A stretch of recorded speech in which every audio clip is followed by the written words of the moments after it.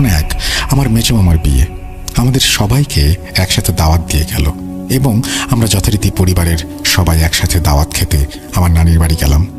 ঘটনা দুই, তখন বর্ষাকাল, চারিদিকে শুধু পানি আর পানি, যতদূর চোখ যায় পানি দেখা যায়। সময় মতো বড় মামা নৌকা নিয়ে আসে এবং বড় ও বয়স্কদের নিয়ে নৌকার ছাউনিতে বসে, আর আমরা সবাই নৌকার ছাউনির ওপরে ছিলাম। ঘটনা তিন, বিয়ে শেষে আমরা সবাই বাড়ির উদ্দেশ্যে রওনা দিলাম। তখন সন্ধ্যা গড়িয়ে রাত 7:30 হবে। এমন সময় আমাদের নৌকা বিদ্যুতের তার দেখতে না পাওয়ার কারণে তারের সাথে বেঁধে গিয়ে নৌকার সামনে থাকা ছেলেটা আটকে গেল। অল্পের জন্য সামনে থাকা ছেলেটা সহ নৌকার উপর বসা লোকগুলো বেঁচে গেল, কিন্তু আল্লাহ সহায় ছিল, তখন বিদ্যুৎ ছিল না এবং আমরা সবাই বাড়িতে চলে এলাম। ঘটনা চার, বিয়ের পর দিন ভালোভাবে পার হয়ে গেল। তৃতীয় দিন আমরা সবাই যাওয়ার প্রস্তুতি নিচ্ছি। হঠাৎ করে আমার একটা দরকার ছিল, যার কারণে আমি যেতে পারিনি। মূলত আমার নৌকা বাইচ প্রতিযোগিতা দেখার অনেক ইচ্ছে ছিল, ভালো লাগতো, যার কারণে আমি যেতে চাইনি। দুপুরে খাবারের পর নৌকা বাইচ দেখতে চলে যাওয়ার প্রস্তুতি নিচ্ছি। হঠাৎ করে আমি আমার বাবাকে ফোন দিলাম এবং খোঁজ নিতে চাইলাম যে নৌকা বিয়ে বাড়ি থেকে কত দূর। বাবা বলল যে একটু পরে বাড়িতে যাবে। আমি আমার মতো করে নৌকা বাইচ দেখার প্রতিযোগিতা দেখতে চলে গেলাম।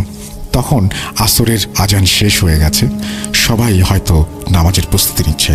হঠাৎ করে বড় মামার ফোন আসলো আমার মেজো মামার ফোনে। ঘটনা পাঁচ, বড় মামার সাথে কথা বলে জানা গেল যে নৌকার একটু সমস্যা হয়েছে এবং সেটার কাজ চলছে।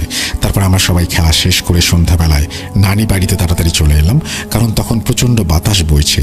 এসে শুনি নৌকা এখনো আসেনি। মামা আমার বাবাকে ফোন দিয়ে আবারও শুনতে পেল যে নৌকা নষ্ট হয়ে গেছে এবং কাজ চলছে। ঘটনা ছয়, তখন এশার আজান হয়ে গেছে এবং বিয়ের নৌকা এখনো আসেনি। এখন তো সবার চিন্তা বেড়ে গেল, এখনো আসেনি কেন? আবার এইদিকে অনেক ভারী বাতাস বইছে, ফোনে কাউকে পাওয়া যাচ্ছে না। আনুমানিক রাত 2:40 বাড়িতে সবাই ভালোভাবে চলে আসলো। ঘটনা সাত, বাড়িতে এসে আমার ছোট মামির হঠাৎ করে খুব খারাপ লাগতে শুরু করলো এবং হঠাৎ করে সে অজ্ঞান হয়ে গেল এবং সবাই তার মাথায় পানি ঢালতে লাগলো। এদিকে পানি আনতে গিয়ে আমার সেজো মামির দেখা নেই। তাকে খুঁজতে গিয়ে দেখি তার মাথা ছায়ের ভেতরে ঠুকে আছে। সবাই মিলে তাকে ধরে ঘরে নিয়ে আসলাম। এই দুই ঘরে দুই মামির একই অবস্থা। রাত 4টা এলাকার এক কবিরাজকে নিয়ে আসা হয় এবং তার কাজ করে সে চলে যায়। ঘটনা 8, পরদিন সকালে ঘুম থেকে উঠেই দেখি সেজো মামি সুস্থ হয়ে গেছে এবং আমার ছোট মামি কোনো কথা বলতে পারছে না। হঠাৎ ছোট মামাকে দেখে আমার ছোট মামি তার গলায় 2 হাত দিয়ে চেপে ধরলো। এই দেখে মামা চিৎকার করতে শুরু করলে তখন আমার খালু একটু বুঝতে পারে এবং গরম তেল নিয়ে এসে 2 কানে চেপে ধরলেন। মামি তখন কথা বলতে পারলেও তার শরীরের অবস্থা মারাত্মক, কারণ সে শুধু চোখ মেলে তাকিয়ে থাকে আর কোনো কথা বলতে পারে না। তার এই অবস্থা দেখে ছোট মামা সহ আমার খালু সবাই মিলে ছুটলেন ভালো কোনো কবিরাজের খোঁজে। একটি কবিরাজ আসলেন, অনেকক্ষণ চেষ্টা করে মামিকে সুস্থ করে তুলতে পারলেন না, পরে বিফল হয়ে তিনি চলে গেলেন।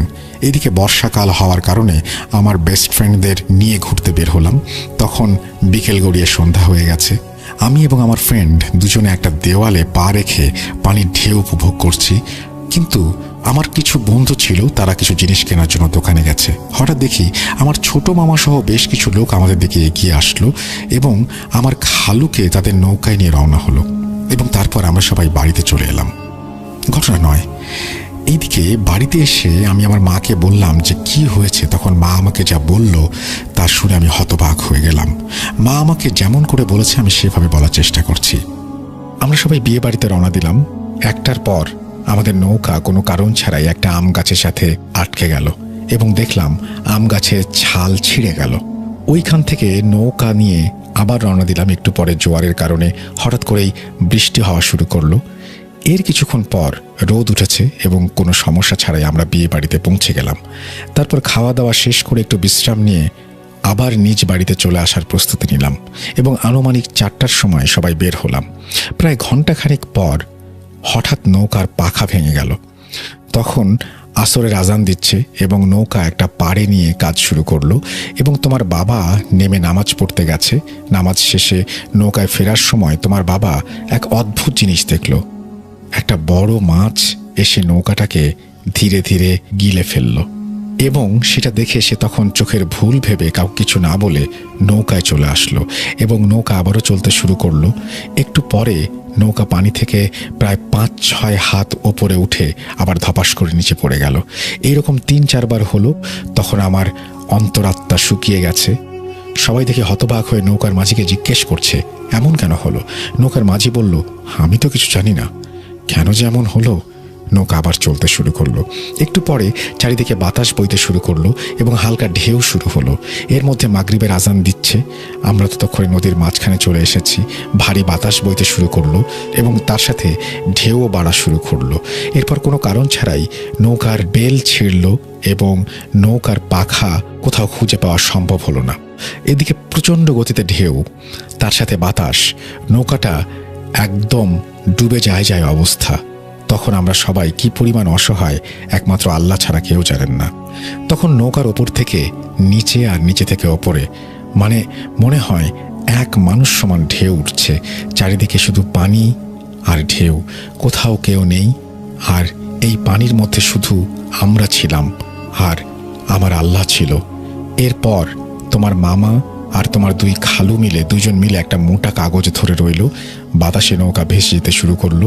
তোমার বাবা সবাইকে সাহস দিল, তোমরা সবাই আল্লাহ তাআলাকে ডাকো, আর আমাদের এই বিপদে একমাত্র আল্লাহ তাআলাই সাহায্য করবে। এই বলে তোমার বাবা নৌকার মাথায় গিয়ে আজান দেওয়া শুরু করলো। আজান দেওয়া শুরু করতেই ওইদিকে আজান আর এইদিকে আমরা সবাই অসহায় হয়ে আল্লাহ তাআলাকে ডাকতে শুরু করেছি। এমনি করে কতক্ষণ কেটে গেছে জানি না। এইদিকে তোমার খালু কতজনকে যে ফোন দিল, কিন্তু কেউ এই সময় আসতে চাইল না। হঠাৎ করে একটা গ্রাম দেখা গেছে আর নৌকা সেই দিকে নিয়ে যাওয়া হলো। যখন নৌকা পাড়ে নিয়ে যাবে তার আগে হঠাৎ ঢেউ আরও বেড়ে গেল। আশেপাশের লোকজন বাতাস আর বৃষ্টির জন্য তাদের খড়ের পালা ঠিক করছে। তাদের দেখতে পেয়ে সবাই চিৎকার করতে লাগলো এবং পাড় থেকে 1-2 হাত দূরে হওয়ায় তারা পানিতে নেমে আসে। সবাই মিলে নৌকা পাড়ে নিয়ে যায় এবং তাড়াতাড়ি নৌকা থেকে আমরা নেমে যাই, আর সাথে সাথে নৌকার তল ফেটে যায়। আশেপাশের লোকজন আমাদের সব কথা শুনে পড়ল। আজ এইখানে মাছ ধরতে আসা এক বাপ আর 2 ছেলে পানিতে পড়ে মারা গেছে। তাদের একজনের লাশ এখনো পাওয়া যায়নি। এরপর তারা আমাদের থাকার ব্যবস্থা করে দিল। আমরা সবাই ঘরে যাওয়ার পরে প্রচণ্ড বৃষ্টি শুরু হয়ে গেল। এদিকে বাড়িতে তোমরা সবাই ফোন করে কান্নাকাটি করছো। বাড়িতে আজ যেতে পারবো কিনা তাও বুঝতে পারছি না, আল্লাহ জানে। তারপর তোমার খালু ফোন দিয়ে একটা নৌকা আসতে বলল। বৃষ্টি শেষ, কিছুক্ষণ পর নৌকা আসলো। আমরা সবাই তাদেরকে ধন্যবাদ দিয়ে বাড়ির উদ্দেশ্যে রওনা দিলাম। এবার কোনো সমস্যা ছাড়াই বাড়িতে চলে আসলাম। মানুষ পানিতে বিপদে পড়লে যে কতটা অসহায় তা একমাত্র আল্লাহ তাআলা জানেন। এই বলে মা তার ঘটনা শেষ করলেন। দেখলাম মামা কোথা থেকে যেন কবিরাজ নিয়ে এসছেন। ঘটনা 10। কবিরাজ এসে বসলো আর সব কথা শুনে বলল যে একটু তেল আর পানি পরা নিয়ে আসতে। এরপর কবিরাজ কি যেন পড়ে তেল আর পানিতে ফু দিল এবং কি একটা যেন নকশা এঁকে 2টো কাগজ আমার ছোট মামির 2 হাতে দিল এবং সেটাকে আঙুলের মধ্যে নিতে বলল। আর একটা নাম আছে যেটা বলছি না, এই নাম বারবার বলতে বলল। বেশ কিছুক্ষণ পর মামি শরীর কাঁপুনি দিয়ে উঠল। কবিরাজ বলল, তুই কে, কেন এই মেয়ের ক্ষতি করতে এসেছিস? ছোট মামি চুপ থাকে কিন্তু কোনো কথা বলে না। কবিরাজ বলল, কে তুই, এই মেয়েকে কষ্ট দিচ্ছিস? ছোট মামি আবারও চুপচাপ, কোনো কথা বলে না। এরপর কবিরাজ তার তেল পড়া আর পানি মিশিয়ে ছোট মামির দিকে ছিটিয়ে দিল। ছোট মামি তখন বলে উঠল, আমার নাম ইদিস, আমি থাকি ওই ঢিবির তেঁতুল গাছে। যখন নৌকা ঢিবিতে আসে তখন ওদের সাথে থাকা খাবারের গন্ধে আমি পাগল হয়ে যাই, কিন্তু কিভাবে খাবো? এখানে বলে রাখা ভালো, বিয়ে বাড়ি থেকে আসার সময় মাছ ভাজা, গরুর মাংস, কুলসি পিঠা, তেলের পিঠা এবং ভাত ও পোলাও সঙ্গে নেওয়া ছিল। আমি প্রথমে ওদের নৌকা 3টিতে ঢেউ তুলে ভয় দেখানোর চেষ্টা করি, কিন্তু ওরা বুঝতে পারে না। তারপর নৌকার বেল আর পাখা ছেড়ে ওদের মারতে চেয়েছিলাম, কিন্তু এই নামাজি ব্যক্তির জন্য মারতে পারিনি। সে নৌকার সামনে আজান দেয়, বারবার আজান দেয়, সবাইকে আল্লাহর কাছে সাহায্য চাইতে বলে। ওর বংশ আমি নির্বংশ করে দেব, ওর জন্য আমি এত চেষ্টা করেও মারতে পারলাম না, কিন্তু এই মেয়েকে আমি মারব, না মেরে আমি যাব না। কবিরাজ তখন বলল, তুই ভালোভাবে চলে যাবি কিনা বল, না হলে তোকে আমি বোতলবন্দি করব। তখন ছোট মামি সেই কণ্ঠটা নিয়েই বলল, ভালো চাস তো চলে যা, না হলে তোর অবস্থাও কিন্তু আমি খারাপ করে দেব।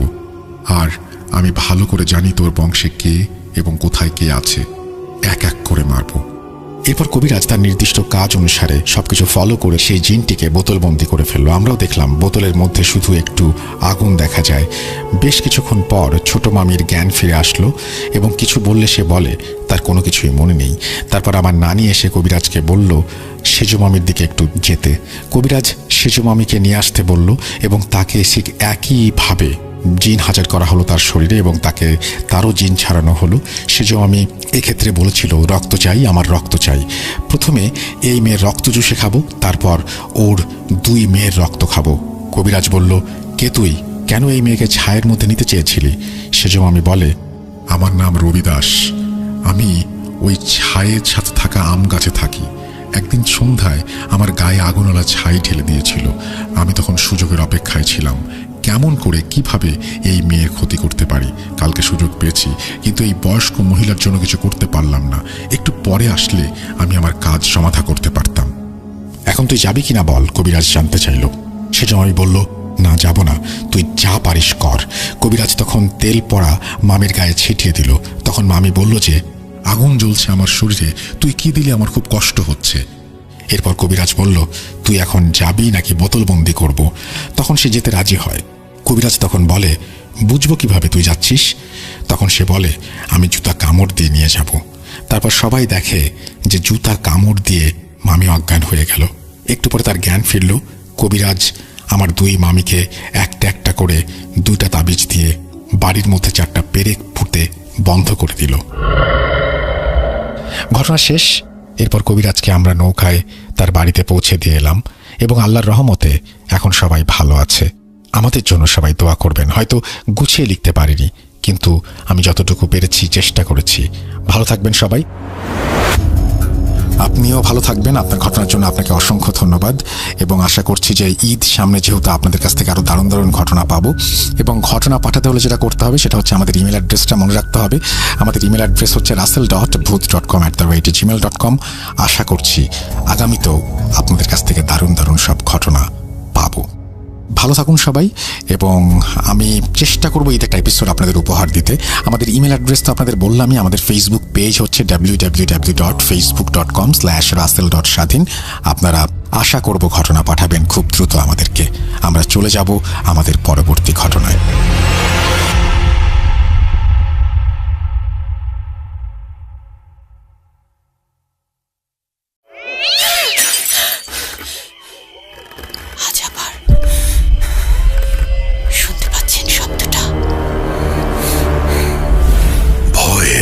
আরেক নাম booth.com with Russell।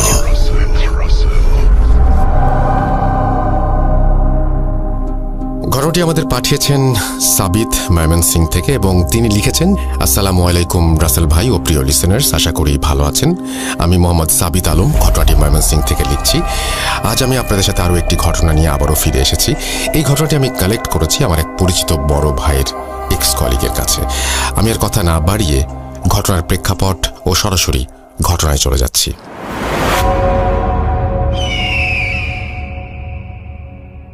আজ থেকে প্রায় 3-4 সপ্তাহ আগে আমি সন্ধ্যার দিকে বাইরে বের হয়ে পরিচিত এক বড় ভাইয়ের সাথে দেখা করতে চাই। ব্রহ্মপুত্র নদের ধারে সিঁড়িতে বসে চা খেতে খেতে আড্ডা দিচ্ছিলাম আমরা, আমি আর বড় ভাই আর বড় ভাইয়ের এক্স কলিগ। আমার বড় ভাইয়ের কলিগের নাম রেজওয়ান। কিছুটা সময় আড্ডা দিতে দিতে রেজওয়ান ভাইয়ের ফোনে একটা কল আসে আর উনি রিসিভ করে কথা বলেন। কথার ফাঁকে উনি যা বলছিলেন তা কিছুটা এমন শোনাচ্ছিল, জি আম্মু, হুজুরের পরে কি বলেছেন? আচ্ছা, ইনশাআল্লাহ আসর কেটে গেছে। ওনার এই কথা শুনে আমিও বড় ভাই কিছুটা কৌতূহলী হয়ে ওনাকে জিজ্ঞেস করি, আসর কেটে গেছে বলার কারণ কি? উনি শুরুতে বলতে চাইলেন না, কারণ উনি চাইছিলেন না ওনাদের সাথে যা ঘটেছিল সেটি মনে করতে। কিন্তু পরিবেশটা এমনই ছিল যে উনি আমাদের জোরাজুরিতে শেষমেশ বললেন, ঠিক আছে ঠিক আছে, সংক্ষেপে বলবো, আর আমার কথার মাঝে কোনো কথা বলবা না, চা নিয়ে আসো, বলছি। আমি দুই বড় ভাইয়ের জন্য চা আনতে চলে যাই। 5-6 মিনিট পরে চা নিয়ে ফিরে এসে দুজনের হাতে 2টি কাপ দিয়ে আমি সিঁড়ির ওপর বসে পড়লাম। এরপর রেজওয়ান ভাই ওনার কথা শুরু করলেন। একটা কথা একটু বলে নিতে চাই, আমি যখন ঘটনাটি শুনছিলাম তখন নদীর ওই পাড় থেকে প্রচুর পরিমাণে শিয়ালের ডাক ভেসে আসছিল, আর চারপাশে ঝিঝি পোকা আর ব্যাঙের ডাক যেন পরিবেশটাকে একেবারে ঘটনা শোনার জন্য তৈরি করে রেখেছিল। আপনারাও ইম্যাজিন করুন আর ঘটনাটি শুনুন।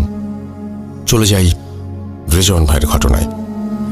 ঘটনাটি উনি যেভাবে আমাকে বলেছেন আমি ঠিক সেভাবে লিখে উপস্থাপন করার চেষ্টা করছি। ভুল ত্রুটির জন্য ক্ষমা চেয়ে নিলাম। ঘটনাটিতে কয়েকটি চরিত্র আছে, তাই সবাইকে মনোযোগ দিয়ে শোনার জন্য অনুরোধ করছি। বলছেন রেজওয়ান ভাই।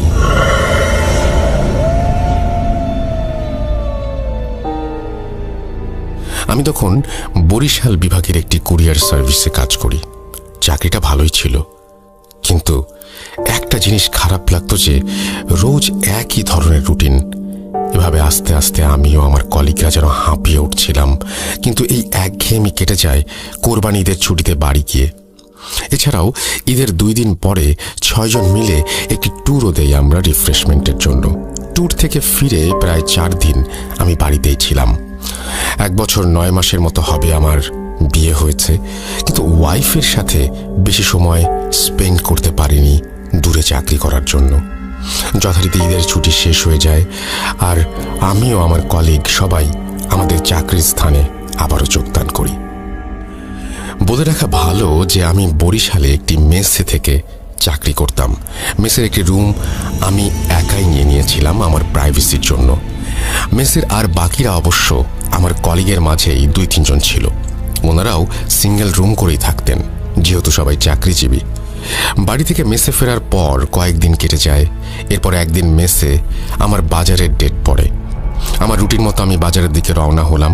বাজারে গিয়ে মাছ কিনতে গিয়ে এক বৃদ্ধ চাচার কাছে আমি দেখলাম মোটামুটি বড় সাইজের ইলিশ মাছ দেখে মনে মনে ভাবলাম, এহে, কতদিন খাই না, দেখি যদি একটা নিতে পারি। এই ভেবে আমি চাচার দিকে এগিয়ে গিয়ে চাচাকে জিজ্ঞেস করলাম, কি চাচা, ইলিশ কত করে দিচ্ছেন? উত্তরে উনি বললেন, স্যার 200 টাকা কেজি।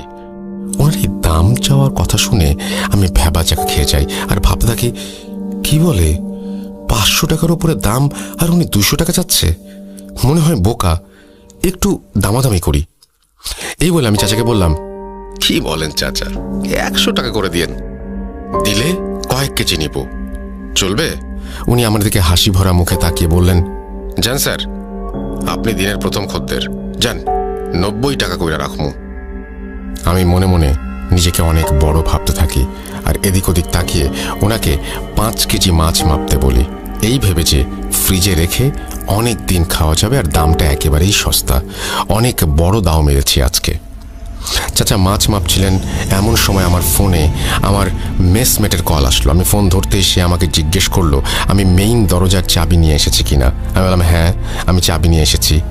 সে তখন আমাকে জানালো যে ভুলে চাবি নিয়ে বের হইনি, তাই আমি যেন সন্ধেবেলা তার সাথেই বাড়ি ফিরি।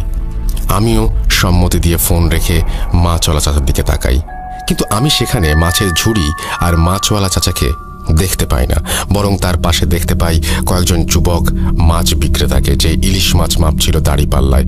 আমি ওনাকে দেখে ভাবলাম যে চাচা হয়তো বাথরুমে বা অন্য কোথাও গেছে, তাই এই যুবক মাছ বিক্রেতাকে মনে হয় মাছ মাপতে দিয়ে গেছেন। আমার ভাবনা শেষ হতেই মাছ বিক্রেতা আমার ব্যাগে মাছ ঢেলে টাকা চাইলেন। আমি 5 কেজি 90 টাকা করে ধরে 450 টাকা দিলাম, কিন্তু এই 450 টাকা দেখে সে আমাকে বলল, 8 টাকা কই স্যার? আমি বিরক্ত হয়ে বললাম, কি বলছেন, চাচা তো 90 টাকা কেজি করে বলছিলেন, সেই অনুযায়ী 450 টাকাই হয়।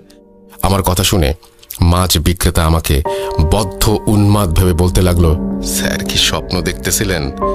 500 টাকা কইরা তো 2500 টাকা হয়, আর আপনি আমারে 450 টাকা দিতেছেন, এইটা তো 1 কেজিরও দাম না। আমি ওনাকে এবার ধমক দিয়ে বলি, আরে থামেন তো, চাচা কোথায়? যার সাথে দাম দর করেছিলাম ওনাকে ডাকেন। মাছ বিক্রেতা তখন অন্য মাছ বিক্রেতাদের দিকে তাকাচ্ছিলেন আর আমাকে এসে হঠাৎ বলল, স্যার এখানে কোনো বুড়া চাচা নাই, আমরাই রোজ এখানে মাছ বেচি, আপনি এইখানে আয়সা আমার ঝুড়ির পাশে দাঁড়ায়া নিজে নিজেই কি সব বলতেছিলেন, আর হঠাৎ কইরাই 5 কেজি মাছ মাপতে বলে ফোন হাতে সামনে আগায় গেছিলেন। ওনার কথা শুনে আমি নিজের কান আর চোখে বিলিভ করতে পারছিলাম না, কিন্তু অগত্যা আমাকে 2500 টাকা দিয়েই 5 কেজি ইলিশ আনতে হলো। সেদিন আমি আর অফিস করিনি, সারাদিন এই মাছের ঘটনাটা ভাবছিলাম আর প্রচণ্ড মাথা ব্যথায় ভুগছিলাম। সন্ধ্যার পরে সবাই ফিরে এসে দেখে আমি 5 কেজি ইলিশ নিয়ে ফিরে এসেছি, আর এটা দেখে ওরা আমাকে বকাবকি করে কিছুটা। আমি মন খারাপ করে একটু জলদি সেদিন শুয়ে পড়ি আর ঘুমিয়ে পড়ি। মাঝরাতে হঠাৎ আমার দরজায় কেউ নক করলো। কয়েকবার নকের আওয়াজ শুনে আমার ঘুম ভাঙলে আমি প্রচণ্ড মাছের গন্ধ অনুভব করতে থাকি আর দরজার দিকে তাকিয়ে জিজ্ঞেস করি, কে কে বাইরে, এত রাতে কি চাই? তখন দরজার বাইরে থেকে আমি যে শুনতে পাই সেটি শুনে আমার গায়ের লোম দাঁড়িয়ে যায়।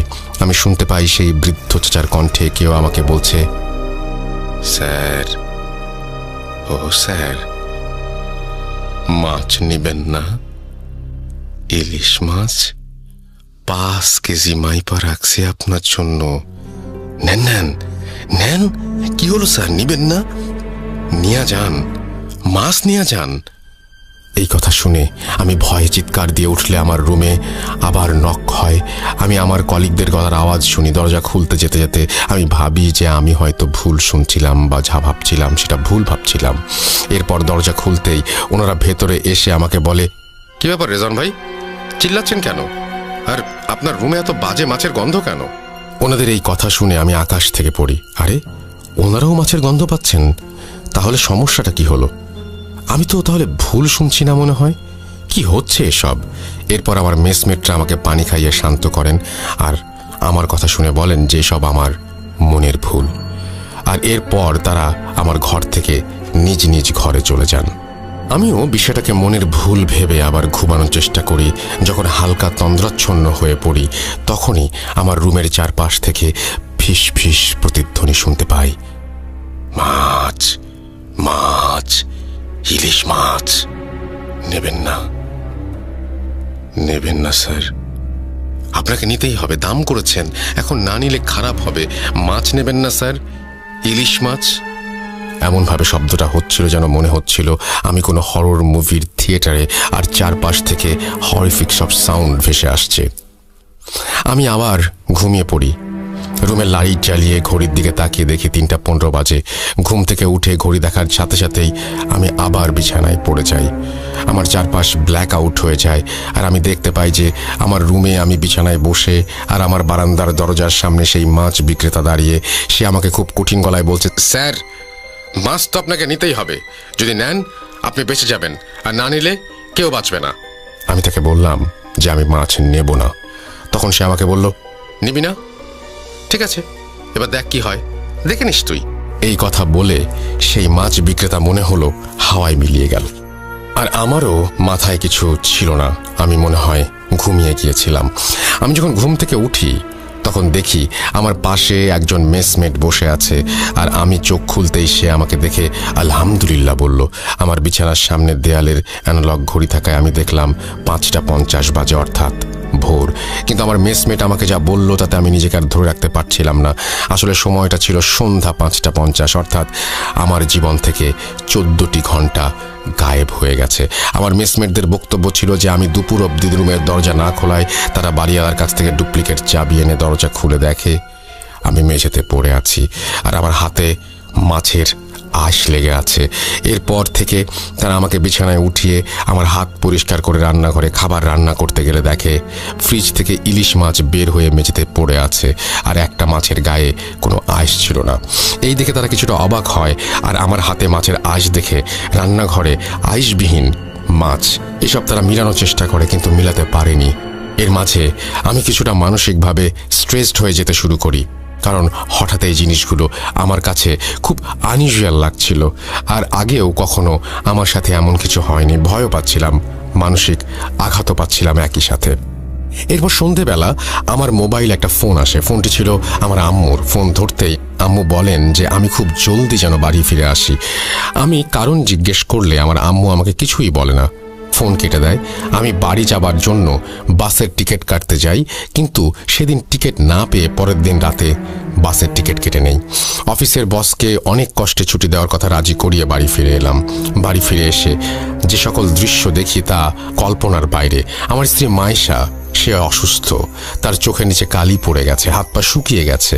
আমি আম্মুকে জিজ্ঞেস করলে আম্মু আমাকে যা বললেন তা ওনার ভাষাতেই বলছি। তুই বরিশাল চলে যাবার কিছুদিন পর রাতের বেলা আমরা সবাই ঘুমিয়েছিলাম অন্যান্য দিনের মতোই। শেষ রাতের দিকে খুব জোরে চিৎকারের আওয়াজ পাই আমরা। শুরুতেই বউয়ের ঘরে গিয়ে দেখি বউ নেই। এরপর সারা বাসা খুঁজে শেষমেশ ছাদে গিয়ে তাকে অজ্ঞান অবস্থায় পাওয়া যায়। তার মুখে পানি ছিটিয়ে হাত পা মালিশ করে তার জ্ঞান ফেরানো যায়।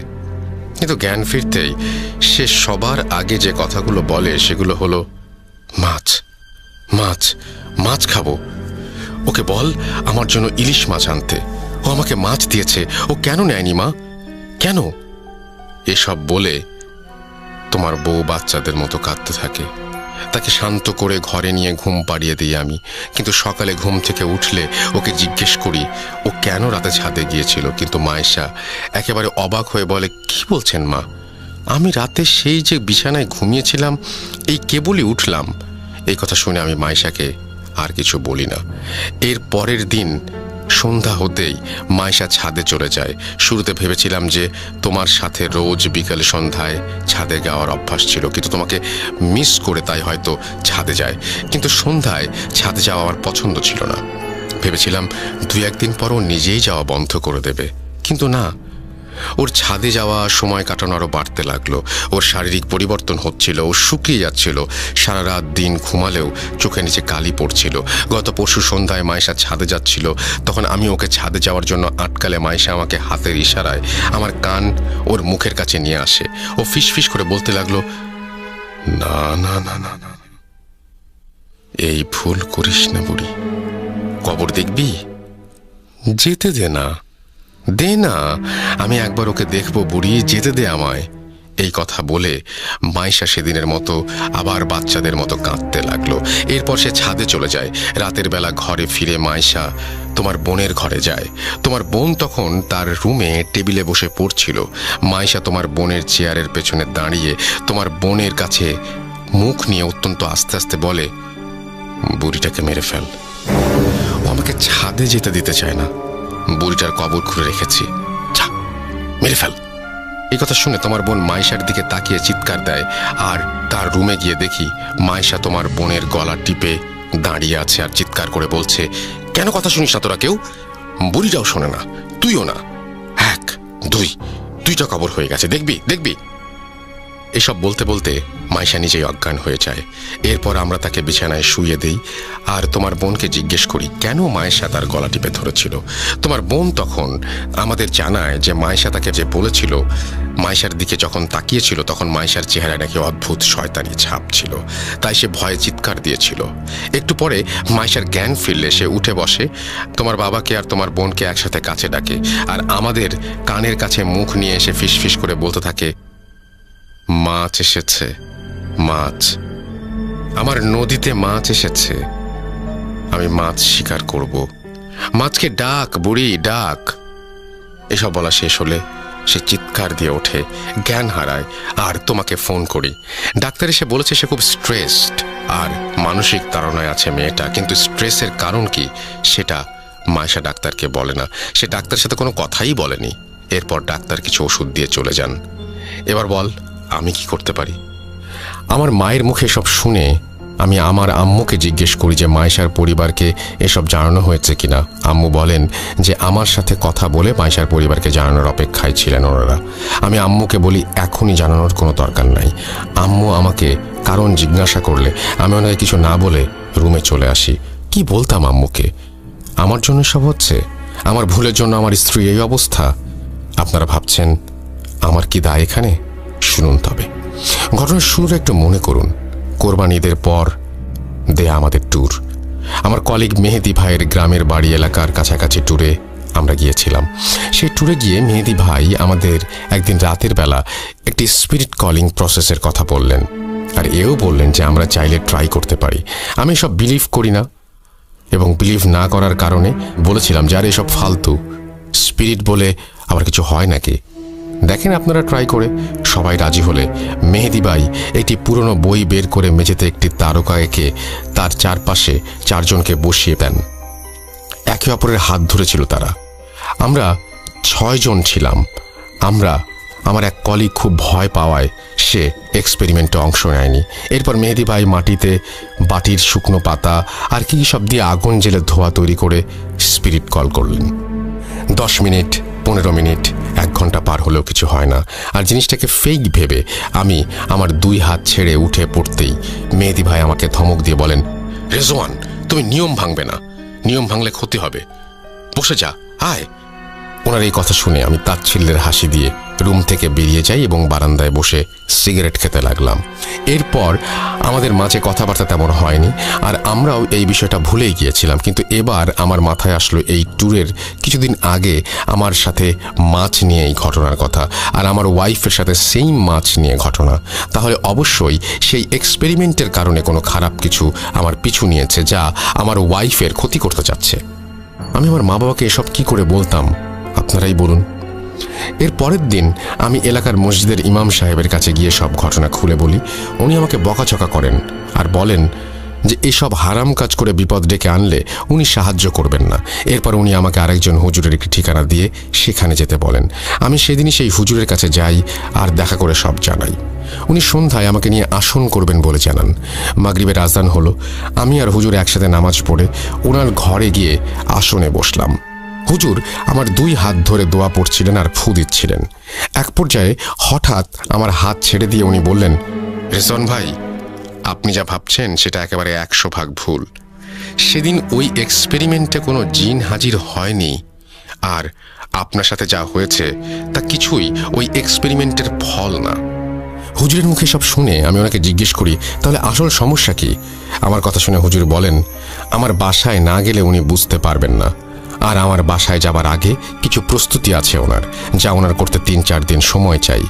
এরপর ওনাকে সময় দিয়ে ওনার ফোন নাম্বার নিয়ে বাড়ি ফিরে আসি, আর আম্মু আব্বুকে বলি মাইশার ফ্যামিলির সাথে যোগাযোগ করতে। আমার আম্মু আব্বু মাইশার পরিবারের সাথে যোগাযোগ করতে সেখান থেকে উঠে আসে আরও এক চাঞ্চল্যকর তথ্য। কি সেই তথ্য? শুনুন মাইশার মায়ের ভাষায়। আপনাদের কাছে ক্ষমা চাচ্ছি, আমি আর মাইশার বাবা। আমাদের মেয়ের বয়স যখন 10 বছর ছিল তখন তার একটি মানসিক রোগ দেখা দেয়। সে নিজে নিজে কথা বলতো, লেখাপড়া করতো না, আমাদের সবাইকে মারবে বলে চড়াও হয়ে যেত। অনেক হুজুর কবিরাজ তদবির করেছি আমার মেয়ের, কিন্তু সে ভালো হচ্ছিল না। অবশেষে একজন মনোরোগ বিশেষজ্ঞকে দেখানো হলে সে বলে এই রোগটা খুবই রেয়ার কেস, লাখ মানুষের মাঝে একজনের হয়। নিজেকে ভুলে গিয়ে অন্যের মতো আচরণ করা, ভায়োলেন্স, আর এরপর সব ভুলে যাওয়া।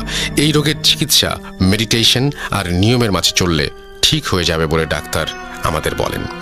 3-4 মাস আমার মেয়ের চিকিৎসা হয়, আস্তে আস্তে সে ভালো হয়। ডাক্তার আমাদের বললেন আমার মেয়ে খুব একা ফিল করে সবার মাঝে থেকেও। ওকে এই একাকিত্বের ফিলিংসটা আর যেন ছুঁতে না পারে। এমনিতে আর কোনো সমস্যা হবে না বলেন ডাক্তার। দেখতে দেখতে আমার মেয়েকে ডাক্তার সুস্থ করে তোলেন। কিন্তু দেখেন এবার কি হলো, জামাই বরিশাল চলে যাবার পর আমার মেয়েটা আবার একা হয়ে গিয়েছিল, আর সেই জন্যই এই সমস্যা ফিরে এসেছে। এসব বলতে বলতে আমার শাশুড়ি কান্নায় ভেঙে পড়েন। ওনাকে আর কোনো কিছু না বলে, কোনো সান্ত্বনাও না দিয়ে রাগে আমি আমার আম্মুর হাত থেকে ফোন নিয়ে লাইন কেটে দেই। আমি আমার রুমে চলে আসি আর ভাবতে থাকি, এটা তাহলে মাইশার মানসিক সমস্যা, ভালো কোনো ডাক্তার দেখাবো, তাহলে কি ঠিক হয়ে যাবে? এরপর আমি সেই হুজুরকে কল করে আসতে মানা করে দেই, আর তাকে জানাই যে মাইশার সমস্যাটা মানসিক, আর ওর বাবা জানিয়েছেন যে মাইশার মানসিক সমস্যার হিস্ট্রি আছে। আমরা মাইশাকে ডাক্তার দেখাই, আর ডাক্তারের করা কিছু মেডিসিন আর মেডিটেশন মাইশা আস্তে আস্তে কিছুটা সুস্থ হতে থাকে। ডাক্তারের কাছে গিয়ে আমরা আরও একটি তথ্য পাই যে মাইশা কয়েক মাসের প্রেগন্যান্ট। আমার ডাক্তারের ভাষ্যমতে প্রেগন্যান্সির এই ধরনের সমস্যা হওয়া একেবারেই অ্যাবনর্মাল নয়। একদিকে সীমাহীন খুশি, আর একদিকে রিলিফ যে যা হচ্ছে বা হয়েছে তা বলতে গেলে নর্মাল বিষয়। আর সবাই মাইশার খেয়াল রাখতে শুরু করি। আমি রোজ সন্ধ্যায় মাইশাকে নিয়ে ছাদে গল্প করি, যত্ন নেই। নিয়ম করে খাওয়ানো, মেডিসিন দেয়া, সবকিছু খেয়াল রাখতাম আমরা সবাই। আস্তে আস্তে আমার যাবার সময় চলে এলো আর আমি বরিশাল চলে এলাম। মেসে ফিরে 1 সপ্তাহ পার হয়ে গেল, কোনো সমস্যা নেই। হঠাৎ একদিন রাতের বেলা ঘুমের মাঝে আমি কানের কাছে আওয়াজ শুনছিলাম, যা, চলে যা, জীবন থেকে চলে যা। আমি এটা শুনে বিছানা থেকে লাফ দিয়ে উঠতেই আমার রুমের দরজায় নক করার আওয়াজ পাই এবং সেই মাছ বিক্রেতার গলা শুনতে পাই, স্যার, মাছ নেবেন? ইলিশ মাছ মাত্র 90 টাকা, নিয়ে নেন। একথা শুনে আমি চিৎকার করে উঠি, তুই আর তোর মাছ জাহান্নামে যা, আমাকে বিরক্ত করিস না, চলে যা, আমাকে আমার মতো বাঁচতে দে। এরপর সে প্রত্যুত্তরে আমাকে বলে, ফিরিয়ে দিলেন স্যার, আমার জীবিত মাছ আপনার পথছায়া মরছে, এইবার আপনি কবর দেখেন। এই কথা বলে সে করুণ সুরে কাঁদতে লাগলো। ওনার এই কথা শেষ হতেই আমার হুঁশ ফিরে মোবাইলের রিংটোনে।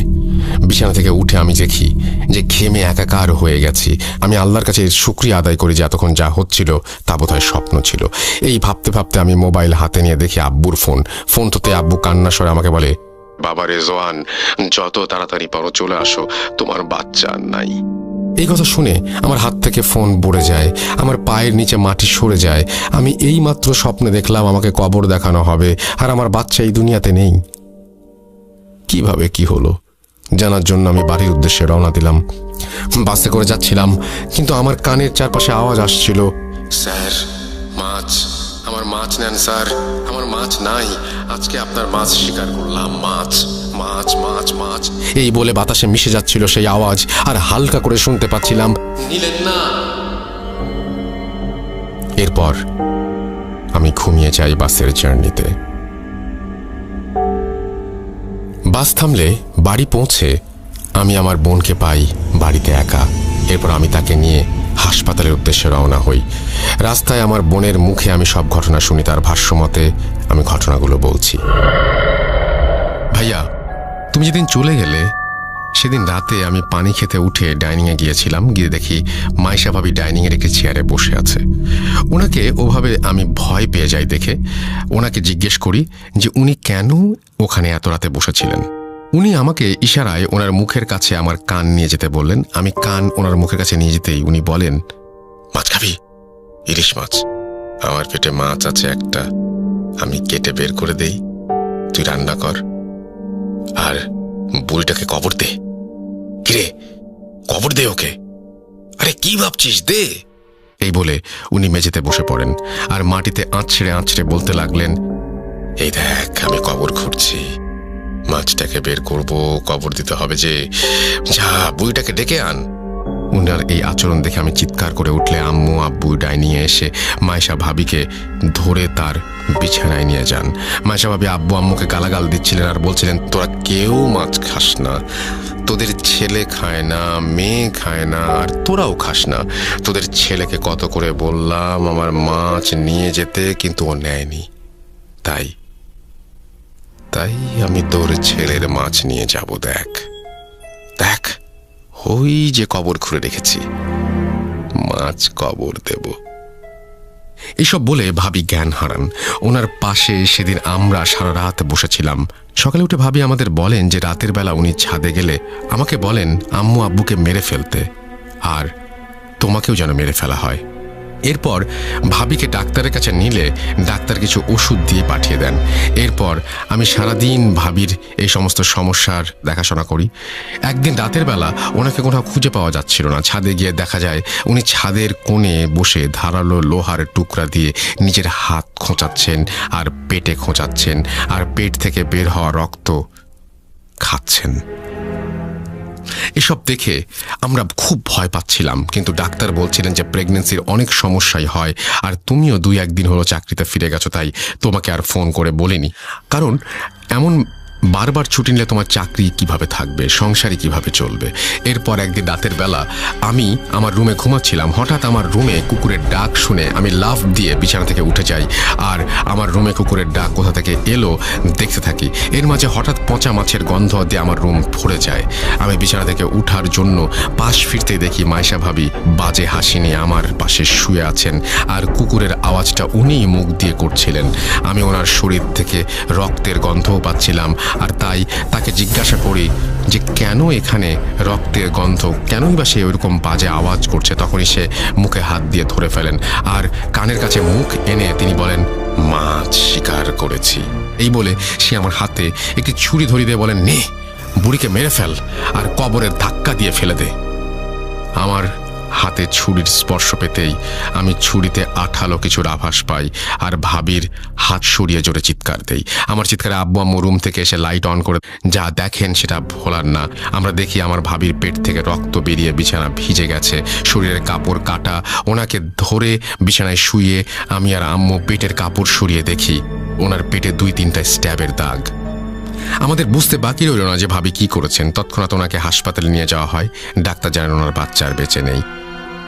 আমার বোনের মুখে সব শুনে আমি রাগে দুঃখে একাকার হয়ে যাই, আর মনে মনে বলতে থাকি, মাছ কি, কেনই বা মাছ নিয়ে এত ঘটনা। এরপর আমি হাসপাতালে গিয়ে দেখি আমার শ্বশুর শাশুড়ি সহ অনেকেই সেখানে উপস্থিত আছেন। মাসের সাথে দেখা করি, সে ঘুমোচ্ছে। তাকে ওই অবস্থায় দেখে আমার মরে যেতে ইচ্ছা করছিল। এরপরে সব কেন শুধুমাত্র